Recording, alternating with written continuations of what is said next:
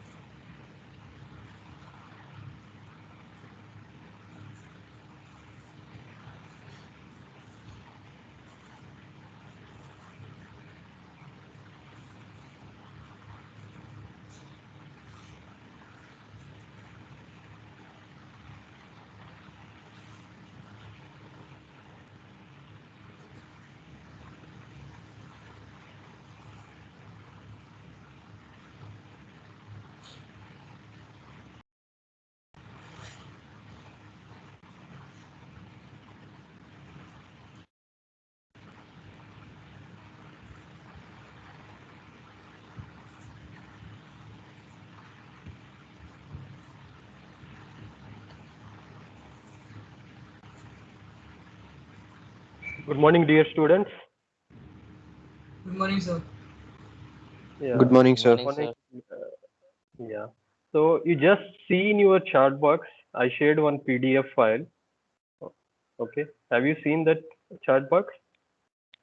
I just shared one MCQ document PDF for your reference. It is not a test. Okay. So I thought to discuss that MCQs in the last class, but unfortunately, our Honorable Vice Chancellor sir uh, expired, so I couldn't able to do that. So I just shared that PDF document with you, okay, where you can see around 30 MCQs are there with answers at the end of the MCQs with one line of explanation, okay. So have you found the document? Can anybody respond? Yes, sir. Yes, sir. Yeah. Yeah. So you just download the document, okay? So it will be useful for your future preparations, for your PG or for the exam point of view, okay? So you just go through how they usually ask the MCQs in the examination, okay? If you have any doubts, you can come back to me or write to me uh, any doubts, or you can call me, okay? Do you have any doubts in the previous classes?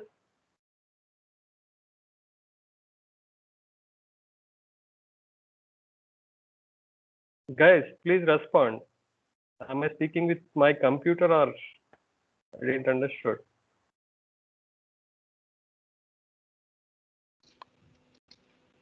Sir, I can hear, sir. Sir, we can hear.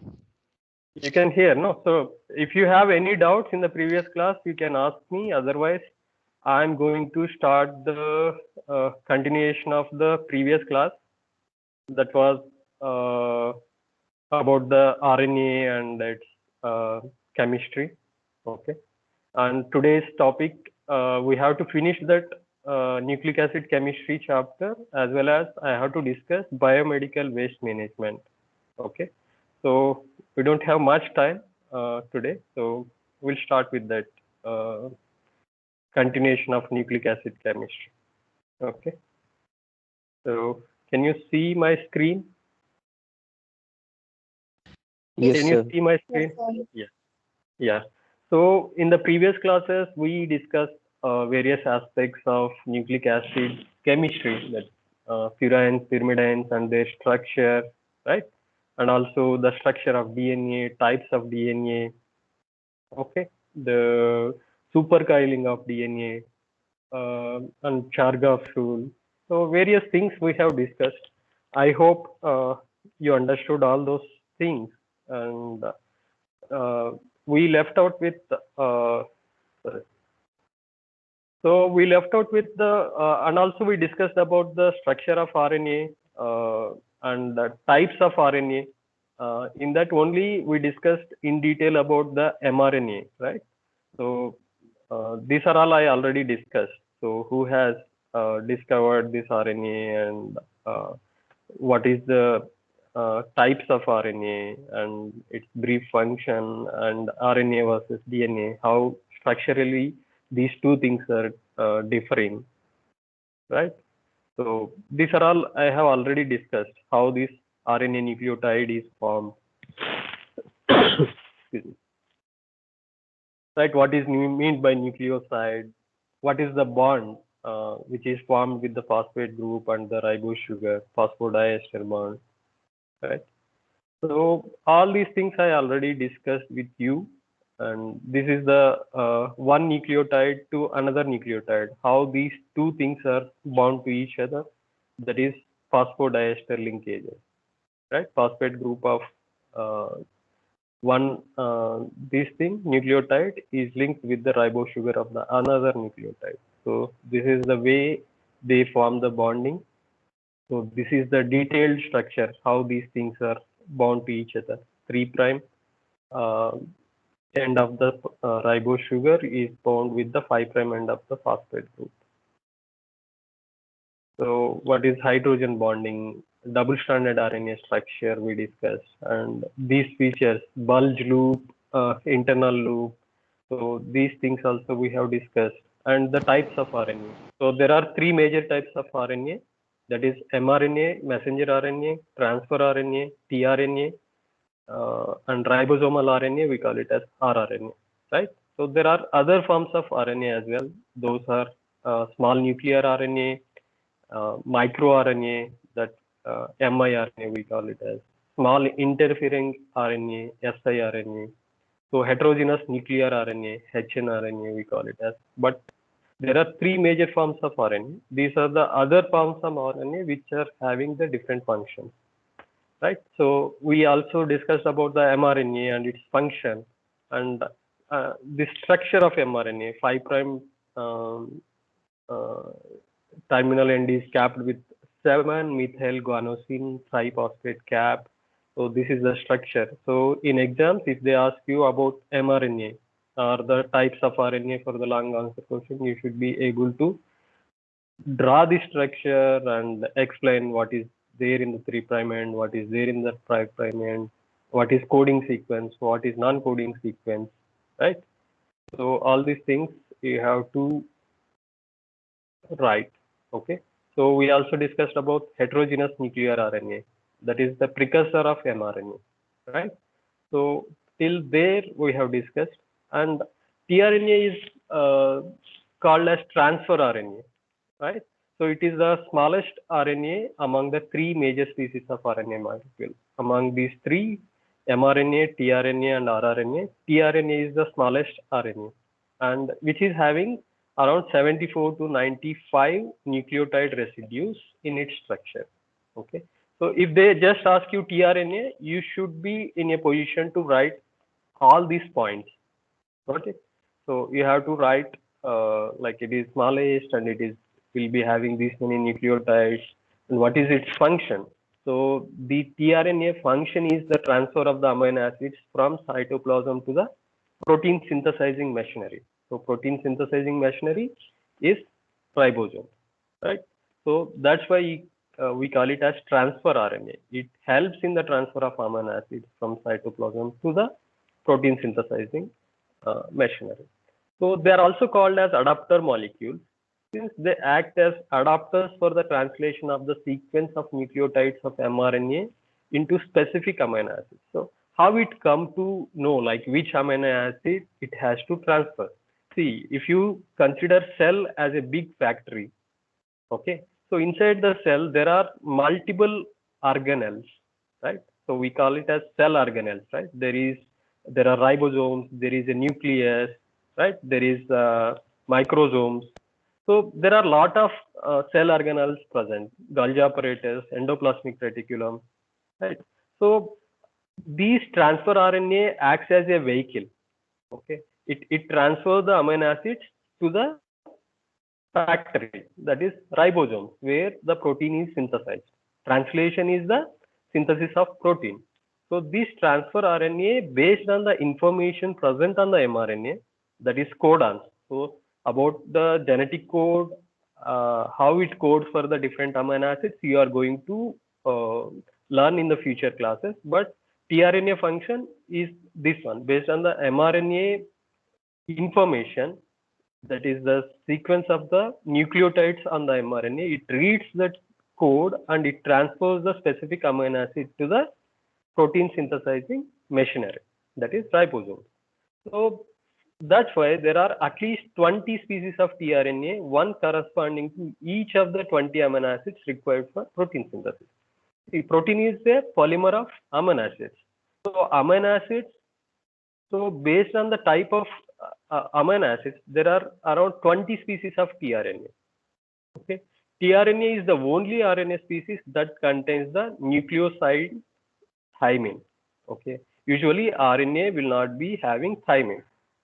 In place of thymine, it will be having uracil. But tRNA is the only RNA species which contains the nucleoside. It's not even nucleotide. You know the difference, right? Nucleoside and nucleotide. So nucleoside, thymidine, it will be containing in its structure. So this is the structure, primary structure. It is the sequence of the nucleotides and allows the extensive intra-strand complementary that generates a secondary structure. So it will be the linear structure, primary structure of tRNA, and it allows the extensive intra-strand, interstrand. Intra-strand means within the same strand. So same strand of the RNA, that is a primary structure, is going to bind with each other. So this is the cloverleaf model of the tRNA, where you can see the different arms in this structure. Okay, so this is the primary structure. Secondary structure, each single tRNA shows extensive internal base pairing and acquires a cloverleaf-like structure. So these plain primary structure of RNA will extensively paired with the internal base pairing, okay, and acquires this kind of structure. Okay. This structure is stabilized by the hydrogen bonding between the bases and is a consistent feature. And once this secondary structure is formed, it will be more consistent. So this is the cloverleaf model of the tRNA. So in exams, you have to draw the structure of tRNA. If they ask you about the just tRNA, maybe the structure of tRNA. So you should be able to draw the structure and label this correctly. So all tRNA contains 5 main arms or loops. We call it as loops or arms. There are 5 arms. Okay. One is the acceptor arm and anticodon arm and DHU arm, that is dihydrouracil arm, and T-cyc arm. Why we call it as T-cyc arm is thymidine pseudoiridine cytosine. So this is the T-cyc arm. So, and one extra arm will be present. Okay, this structure I am going to discuss in detail. And if you see this different color they have mentioned for the different arms. Okay, secondary structure of tRNA, CCA tile. This is the CCA tile. So if you see this structure, CCA, this is the nucleotide sequence of this arm. Okay, this is the CCA tile we call it as, and this is the 3' end. And acceptor stem, which is in the purple color. So this particular sequence will be there in the acceptor stem, and variable loop. So this is the variable loop. Here, if you see, this is the variable loop, which we have shown here in the orange color. And there is a D arm. So this is the D arm, which is shown in the red color. And in the here they have shown in the nucleotide sequence they have mentioned. Okay, there is anticodon arm in blue color. So this is the anticodon arm. Okay, so T arm they have mentioned in, I told you, T-cyc arm. Okay, so T-cyc arm is this one, which is shown in the green color. That is pseudoiridine is present.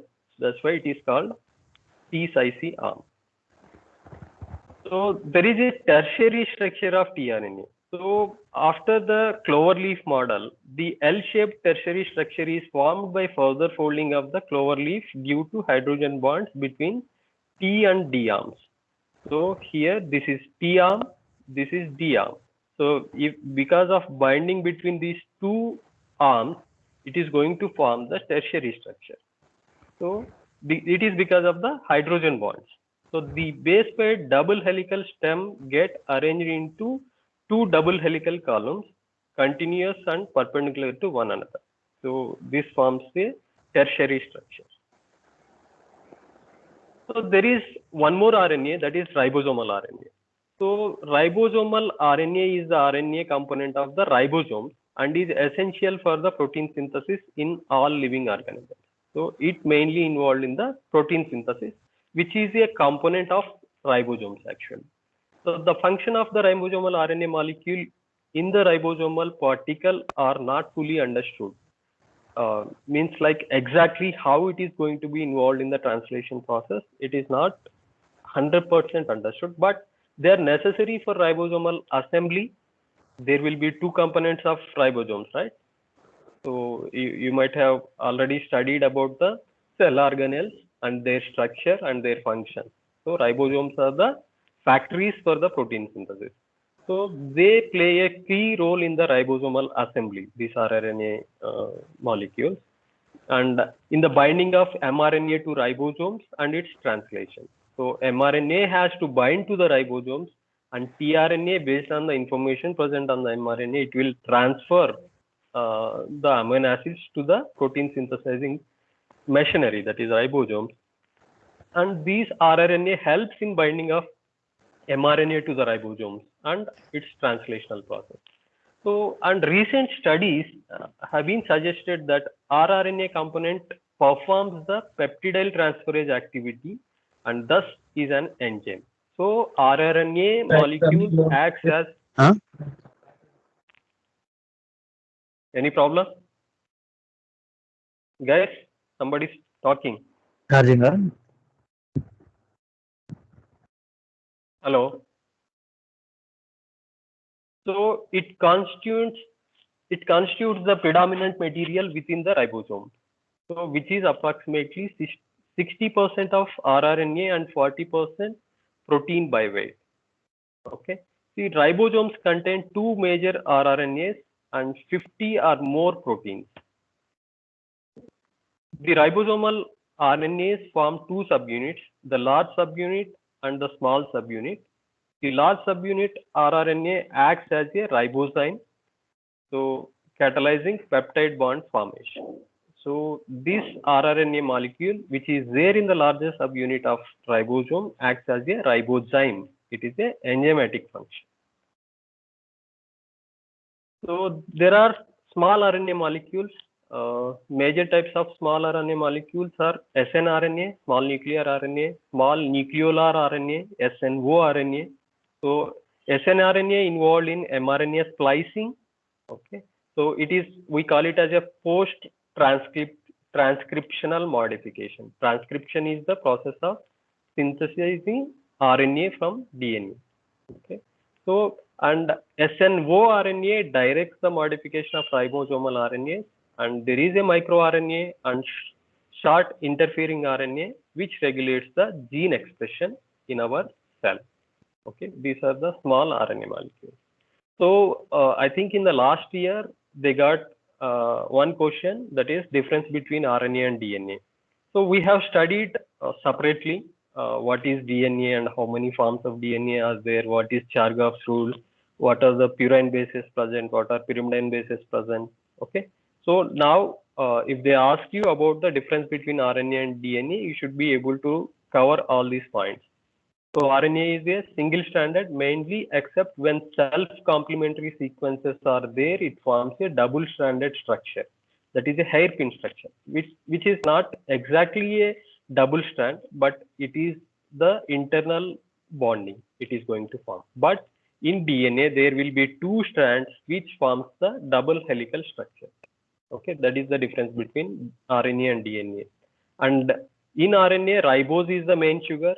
In the DNA, deoxyribose will be the main sugar. And pyrimidine components differ, that is thymine is never found in the RNA except tRNA. So tRNA is the only RNA which contains thymine in its structure. So this can be your MCQ or competitive exam question. They may ask you like the pyrimidine component, which RNA contains the thymine as the pyrimidine component. So then your answer should be tRNA. So the thymine is always there, but uracil is never found. So that is the difference. In all RNA molecules, in place of thymine, uracil will be present, but only exception is the tRNA. But in DNA, uracil never found in the DNA molecule. So being a single stranded structure, it does not follow Chargaff's rule. So what Chargaff's rule says, so total purine content in a double stranded DNA is always equal to the pyrimidine content. But in case that is true only in the case of DNA structure. But which is not applicable to the RNA structure. So RNA can be easily destroyed by alkalis to cyclic diesters of mononucleotides. So when alkalis act upon the RNA molecule, it is going to form the mononucleotides. So DNA resists alkali action due to the absence of hydroxyl group at 2' position. So here in RNA, you can see there will be ribose. Because of that, at the 2' position, there will be OH group. But in case of DNA structure, there will not be ribose. It is a deoxyribose. So that's why it will resist the alkali action. RNA is relatively a liable molecule, undergoes easy and spontaneous degradation. So it is not that much strong when compared to the DNA. So it is undergoes easy and spontaneous degradation. So DNA is a very stable molecule. The spontaneous degradation is very too slow, and the genetic information can be stored for years together without any change. So you might have seen like in forensic department, even the blood spots and all, they can easily isolate the DNA molecule from that because it is a very stable molecule which can be there for almost years together, right? So mainly cytoplasmic, but also present in nucleus. Okay. So the RNA components, most of the time we can see in the cytoplasm, but also these will be present inside the nucleus. So primary transcript and small nuclear RNAs most of the time can be found in the nucleus. So these DNA molecules are mainly found in the nucleus. Extranuclear DNA is found in mitochondria and plasmids, etc. So our mitochondria also contains DNA structure. So it is mostly found in the nucleus. So exceptionally the mitochondria and plasmids.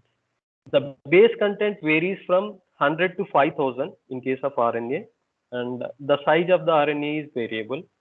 But in case of DNA, there will be millions of base pairs, okay, and depend upon the organism. So there are so many eukaryotic organisms which contain DNA as their genetic material. So based on the organism and the number of base pairs will be varying, right? So there are various types of RNA, that is mRNA, rRNA. So just now we studied DNA is always of one type and performs the function of storage and transfer of genetic information, right? This is the function of DNA. But in case of RNA, perform different and specific functions. So mRNA function is different. It transfers the message in the form of genetic code, right? So tRNA involves in the transfer of amino acids. So that RNAs are of different types with different functions. So no variable physiological forms of RNA are found. The different types of RNA do not change their forms. So that is about the RNA, and there are variable forms of DNA, that is A DNA, B DNA, and Z DNA. So there are different forms of DNA structure, right? So RNA is synthesized from DNA. It cannot form DNA. But there are some exceptional cases where the reverse transcriptase enzyme acts upon RNA and synthesizes the DNA. It cannot duplicate. Duplication means based on the information present on its structure, it is, see, in case of DNA, it can replicate and it can form the same copies of DNA. But in case of RNA, that is not the function. Many copies of RNA are present per cell, but single copy of DNA is present per cell. Okay. In case of, if you take the cell, inside there will be many number of copies of mRNA, tRNA, rRNA, and other small RNAs will be present. But in case of DNA, only single copy of DNA will be present inside the cell. So thank you. This is the end of the nucleic acid chemistry, and you go through those MCQs. If you have any doubt, you try to solve on your own. First prepare once, then you try to solve those 30 MCQs. Okay. Then you go through the answer key with some explanation given. Okay. So guys, if you have any doubt, Please ask me. Any doubts in the nucleic acid chemistry? No, sir. No, right? Thank you. So at least you try to respond. If somebody is asking, I'm not able to understood. Are you people online, or is it audible or not? Sometimes we are puzzled. Somebody should respond. Okay. So you don't have if you don't have any further doubts, I'm going to start a new topic, that is biomedical waste management. That is BMW, right? Biomedical waste. So what is this biomedical waste and how we should manage this waste, right? So all of you might be managing your household waste, right? So you might have seen nowadays they are separating into dry waste and wet waste, right? So these sanitary workers, they will be taking dry waste one day, wet waste the other day, and they are instructing people to segregate into two different forms of waste. Okay, so that is the management of the waste. So we are going to discuss this biological waste management under these headings. So I'm going to tell you the definition of biomedical waste and the objective, how to manage, what should be our objectives, and what is meant by health hazard, and classification of healthcare waste and sources of healthcare waste, and biomedical waste management, that is rules 2016. So how we should manage, there are some rules, right? So what are the categories of biomedical waste, and what are the color coding for the bins, like dust bins? So based on the type of waste, we should put those things in the respective bins, right? And method of disposal. So what are the methods to dispose all these different kinds of waste? So these headings, see, as a doctor, you should know like how to dispose the waste. Suppose if you are giving injection, if you are giving some medication, if you are giving some vaccines, you might be dressing the wounds, you might be doing the surgery and taking out something, some tissue out of the human body, or infectious thing out of the human body, that is from the patient. So how to dispose those things in a proper way, right? So that's why the biomedical waste management is very important for the doctor, right? So what is biomedical waste? Definition says like biomedical waste means any waste which is generated during the diagnosis, treatment, or immunization of human beings or animals, or in research activities pertaining thereto, or in the production or testing of biological samples. See, what is biomedical waste? So biomedical is a broad term. So the waste generated during all these processes, it might be during the diagnosis. During the diagnosis, you will be using the blood sample. To collect the blood sample, you will be using some tubes. You will be using some gloves, right? So you will be using some syringe to draw the blood. So during the diagnosis, so once it is tested, you have to discard those things properly. You should not throw it in the municipality dustbins. So those should be treated different. And during the treatment means you will be giving the medication, you will be giving some injections, right? So in case of cancer and all, you will be treating the patient with the radioactive molecules, chemotherapies, right? All those things should not be mixed with the general waste, and those things there is chance of exposing other human beings, and which are going to make the serious complications in the normal healthy individuals. So we should dispose those things in a proper way. So during immunization, you will be giving the vaccine. So after that, you will be having that empty vials, that syringes, right? So all those things you should discard in a proper way. So how to segregate, transport, and dispose. So that we are going to discuss. So if somebody asks you what is the definition of biomedical waste, it means any waste which is generated during diagnosis, treatment, or immunization of human beings or animals. We are treating only human beings here, but in veterinary hospitals and all, they are going to treat animals as well, or in research activities. So while doing research, we are going to generate lot of waste, like we will be having some animal tissues or the cell lines, and we will be having the animal blood, right? So all these things and animal excretions, right? All those things we should properly dispose. So what is the objective of biomedical waste management? So why we should manage the biomedical waste? So that is to minimize the production or generation of infective waste. First of all, we should minimize the generation of these infective waste. So recycle the waste after treating to the extent possible, because we will be using lot of plastic waste, right? So syringes and all, we should always try to recycle so that it should be environmental friendly, and treat the waste by safe and environment friendly acceptable methods, and adequate care in handling to prevent the healthcare associated infections. Suppose one patient is suffering from HIV.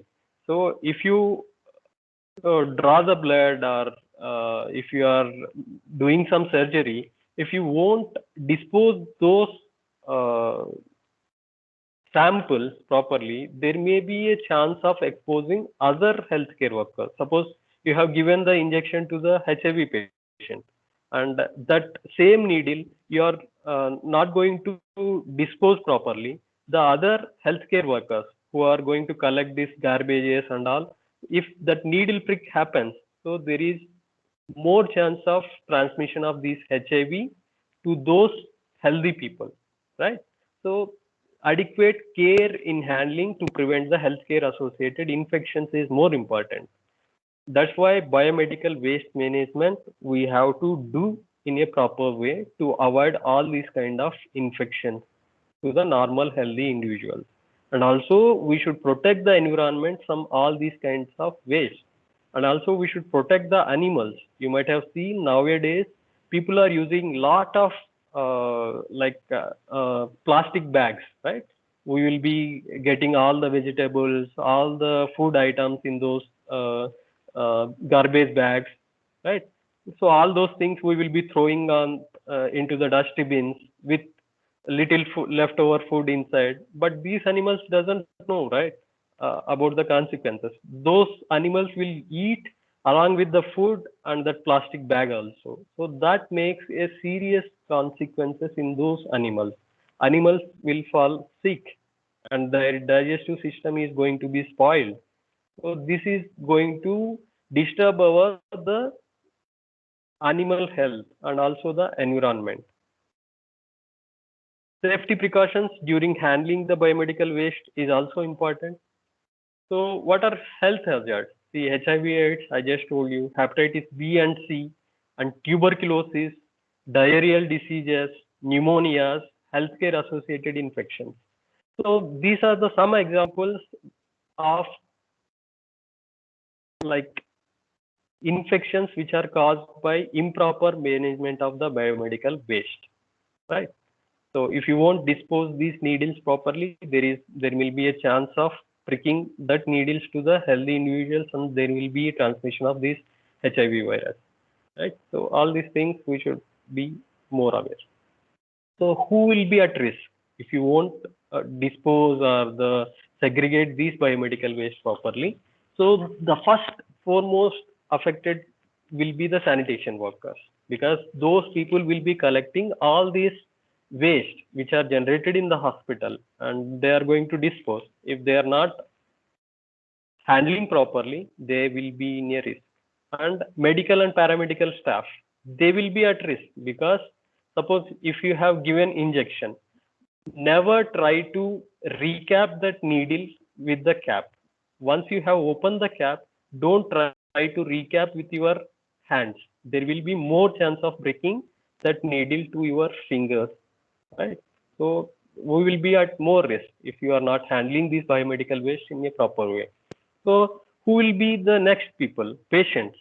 Because if you are not disposing properly, their environment in the hospital is going to be spoiled, and patients who are admitting to the hospital, people who are getting treated in that particular hospital, are going to be more chances of getting these kind of infections, maybe tuberculosis kind of infections or the hepatitis kind of infections. So these are the persons at risk.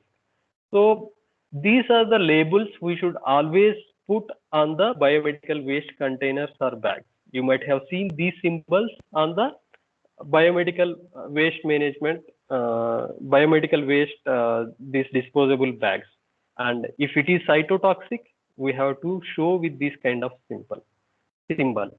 Okay. So, and we should always put a warning like handle with care, and label shall be non-washable and prominently visible.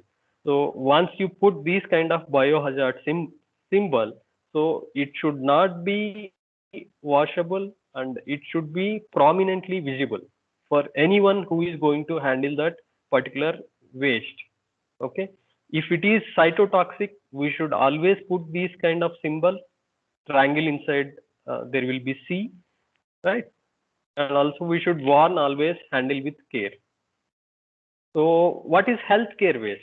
Healthcare waste, 80%, 85% will be non-infectious, 10% will be infectious or hazardous, and 5% will be chemical or radioactive waste. In our healthcare setup, there will be 80%, 85% will be non-infectious waste only. That is the general kind of waste. And 10% will be infectious or hazardous waste, and 5% chemicals or radioactive molecules. So these are the sources of healthcare waste. Means like government hospitals, private hospitals, nursing homes, all these healthcare setups and clinics, right? So there will be waste generated in mortuaries during post-mortem, and blood banks and collection centers, animal houses where the animal excretions will be there, right? So all these things are going to cause the environmental problems. Okay, these are the sources of healthcare waste. And vaccinating centers, biotechnology institutions. So what is the classification of this healthcare waste? Okay, there will be infectious waste. So what is infectious waste? Waste suspected to contain pathogens. Suppose if person is infected with some organism, and suppose laboratory cultures. So we generally culture the microorganisms, or from the patient's stool or the urine sample, we are going to culture those microorganisms. We are going to test antibiotic resistance on those things, right? So these are the most dangerous waste which is generated from the microbiology laboratory, and waste from isolation wards, tissue swabs. Suppose, for example, now we are dealing with the COVID. We are going to make the throat and nasal swabs. Those swabs, if you are not properly disposing, if everybody are exposing to those swabs or those samples, those can cause infection, right? And the people who are using the materials, like the infected patients, whatever they have used, maybe the handkerchiefs or these kind of things, there will be more chance of spreading the infection to the other healthy individuals. So these are the infectious waste, are the equipments that have been in contact with infected patients. Suppose if you are using some pulse oximeters or using some oxygen mask, something like that. If you use the same equipment to the healthy individual, there will be more chances of spreading that infection to the healthy individual, right? So there will be pathological waste. So that will be like human tissues or fluids, that is body parts, blood and other body fluids, fetuses. See, body parts, most of the time, while doing biopsies and all, we are going to take the some portion of the organ, right? So Those are pathological waste. And the another classification is sharps. Those are needles, infusion sets, scalpels, knives, blades, broken glasses. So these are the sharp biomedical waste which are generated in the healthcare setup. And there is will be a pharmaceutical waste containing pharmaceuticals, that is expired drugs, right? The exhausted capsule bottles and all these things are pharmaceutical waste. And there will be genotoxic waste.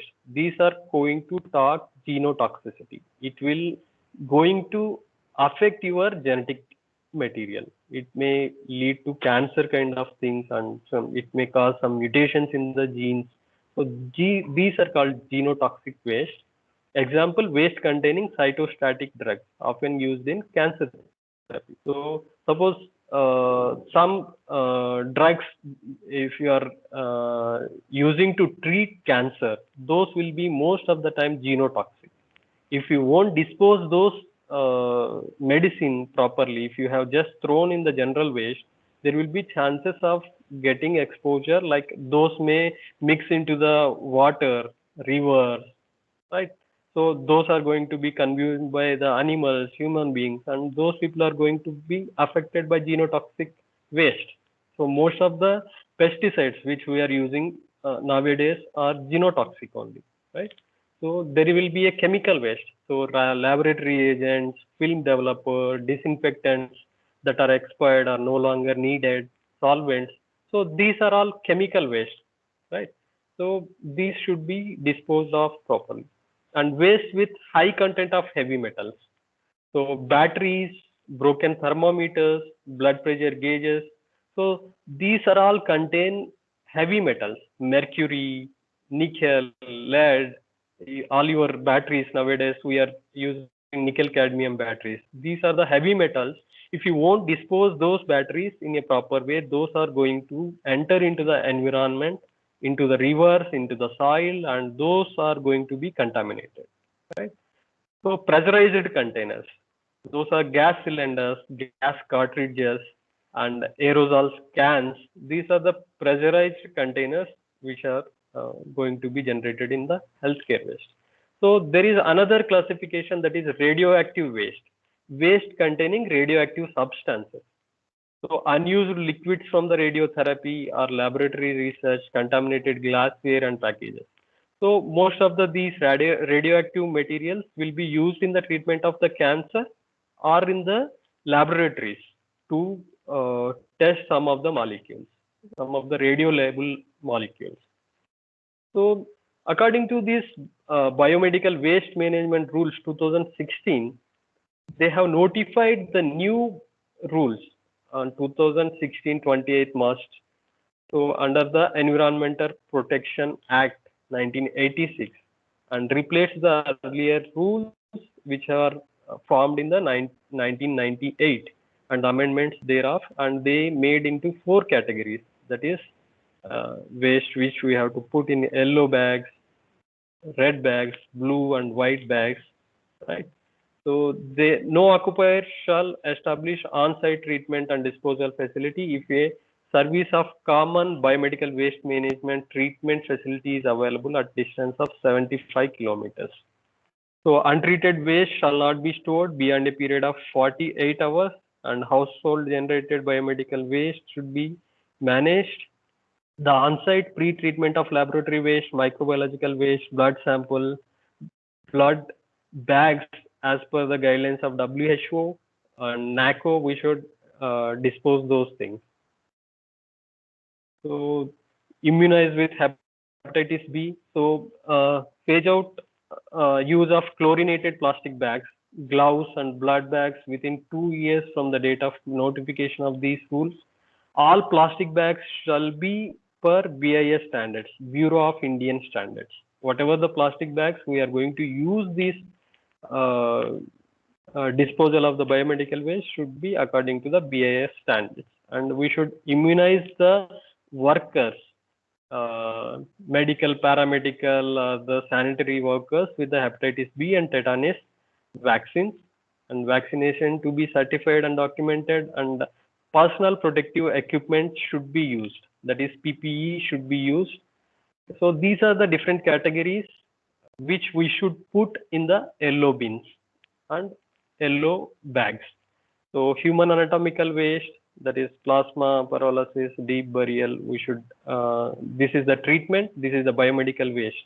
So these should be, anatomical waste should be treated like this.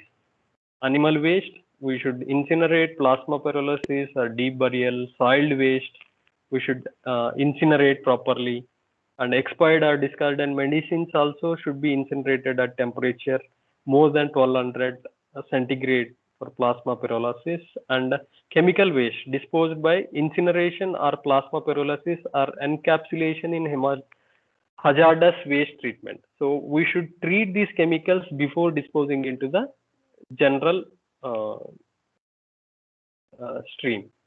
Okay, so these are all we should put in the yellow bags, and this is the treatment we should do. Chemical liquid waste we should pre-treat before mixing with the other wastewater. That is, we are having ETP plants even in our campus, so effluent treatment plants, and we are also having the incineration setup just behind the hospital building, right? So there they are going to do all these kind of treatments, all these kind of management, waste management. So discarded linen, mattress, beddings contaminated with blood or body fluid. So if you see like surgical wards and other wards, you can see these kind of materials. So these are non-chlorinated chemical disinfection followed by incineration or plasma pyrolysis or for energy recovery. And the waste generated in the microbiology, biotechnology and clinical diagnostic laboratories, we should pre-treat to sterilize with non-chlorinated chemicals, and sometimes we will do autoclaving, then we are going to give it for the incineration. So there will be waste which we are going to put in the red bags. So only 2/3 of the bag should be filled. We should not fill the bags completely. That is the one more rule we should follow. And this is like contaminated waste, tubing, bottles, intravenous tubes. For example, nowadays we are doing real-time PCR testing for the COVID-19 diagnosis, where we are using lot of gloves, lot of personal protective equipment, and we are isolating RNA from the samples. So all those things we have to autoclave in the lab itself, and then we have to transport it to the appropriate facility for the further disposal. Okay. So, and sets, catheters, urine bags, syringes, these are also we have to put in the appropriate red colored bags, and we have to transport it to the incineration facility. And these are all recyclable, these plastic kind of things. And there will be like white, translucent, puncture proof, leak proof, tamper proof containers.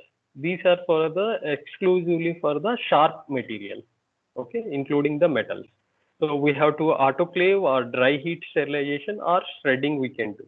So you might have seen these shredding machines where you will shred the needle of the syringe. So how to handle these shots? We have to wear the gloves, and needle should never be recapped. You see, like if you try to recap, there will be chances of injury, right? So never ever try to recap the needle, and use needle hub cutter. So these are the cutters. Syringe hub should be cut and disposed in red plastic bin. Needle stick injuries to be reported, documented if needed. If you accidentally it got pricked, you should report or you should take the appropriate precautions. And post-exposure prophylaxis to be taken. So if you came to know that you have exposed to any of the infectious material, you should report it and you have to be taken the proper care. So this is the hub cutter, right? So there will be handle, and this is the way we should dispose. So cut needle, hub, and broken vials, ampules, right? So all these things you are going to put in these white containers. So there will be blue cardboard boxes with blue colored marking. These are used for the glassware, like disinfection or autoclaving or microwaving we are going to do, and we are going to recycle those glassware for the uh, further manufacturing of the same kind of material. And metallic body implants also we are going to recycle.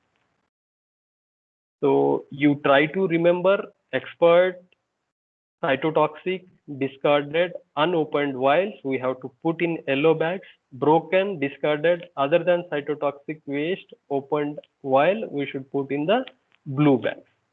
So bags once tied, we should not open it. And the people who are tying, they should wear the personal protective equipment like gloves, proper jackets and all completely closed, and their skin should not be exposed to these materials.